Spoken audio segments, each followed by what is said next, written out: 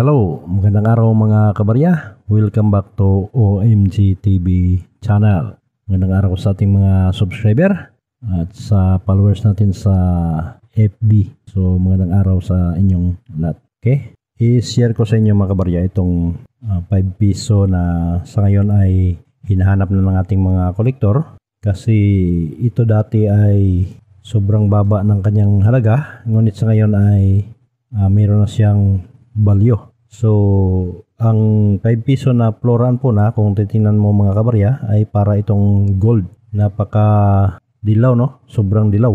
At sobrang kinang. So, para talaga siyang may halong ginto pag tiningnan mo mga kabarya. Itong 5 piso na floran po na. Ang floran po na series ay nagmula sa 1991 hanggang 1994. So, ito yung kahuli-hulihang 5 piso sa kapanahonan ng Flora and Fauna. So bali nag-exist ito mga kabarya sa 4 na taon lamang, 91 hanggang 94 ang 5 piso na Flora and Fauna. So kung ikumpara mo ito mga kabarya sa 5 piso BSP natin sa ngayon, ay halos magkahawig lamang yung tao sa harapan, ngunit magkaiba sila sa likuran. Ang Flora and Fauna ay ang mga nasa likuran ng ating mga barya sa Flora and Fauna series ay mga halaman at mga animals. Samantalang ang sa BSP ay ang logo ng Bangko Sentral ng Pilipinas. Okay? So, ang Flora and Fauna mga kabarya ay magkasing ka-price lamang ng ating mga commemorative na 5 piso tulad ng Bagong Bayani at ang Liti Golf Landing na 70th anniversary. So, ang collector price nito mga kabarya sa Flora and Fauna at yung dalawang commemorative ng 5 piso BSP ay magkapariho lamang. So, meron lamang siyang collector price na 20 piso pataas yung kanyang value kung ibabase natin sa value natin mga collector. Ngunit ang BSP ay meron siyang mga special na mintage, yung sinasabi nating hard to find. Kukunti lamang yung ginawa mga kabarya, kaya meron siyang additional value na sobrang mahal ang presyo. So halimbawa yung 1996 na no mint mark ay isa rin yun sa pinakamahal na 5 piso sa BSP series. At saka 1998 na may mint mark. So yan no. Ang 1998 ay dalawa ang varieties nito. Merong ginawa sa Canada at merong namang ginawa dito sa Pilipinas. So ang 1998 na walang mint mark ay karamihan ginawa sa Canada. Kaya marami yung walang mint mark. Ang 1998 na may mint mark ay madalang lamang kasi ginawa ito sa BSP. Ito sa Security Plan Complex, Quezon City.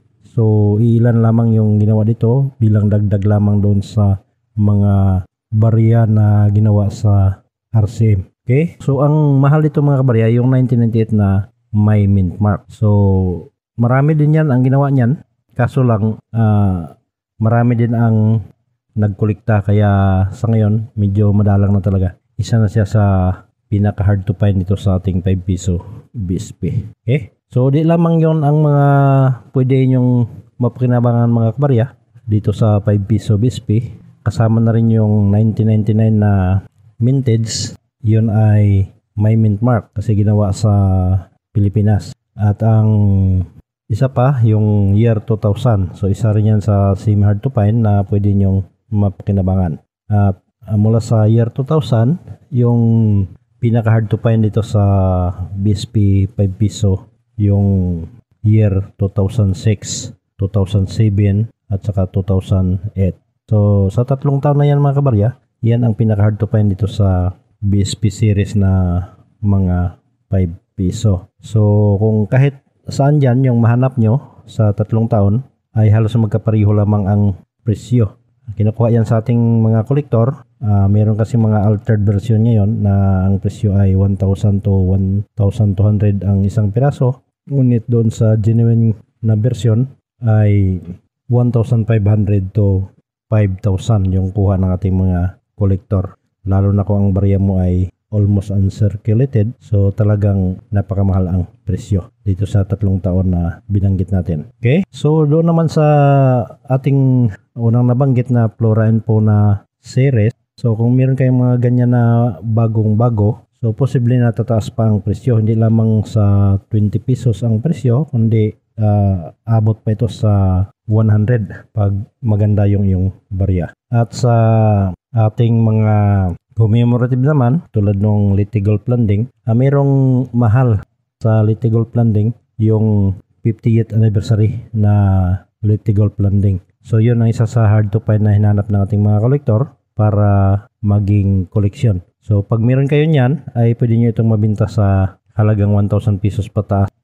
So pag sinasabing pataas, so walang limit yan mga kabarya, no? Hanggang saan yung tawaran ninyo ng iyong buyer. Okay? So ang ating commemorative na Leyte Gold Landing 70th anniversary at saka yung ating bagong bayani na may 8 mukha ng Filipino workers sa kanyang likuran. Then sa kabilang side naman yung pamilya na nasa travel, no? Merong eroplano sa likuran. Okay? So ang mga ganong klaseng mga commemorative, ang kanyang value ngayon ay 20 pesos pataas. Pero kung halimbawa yung commemorative mo ay meron siyang blister pack, so nasa 100 pataas na yun. Iba yung commemorative na naisukli lamang sa atin dyan sa tabi-tabi.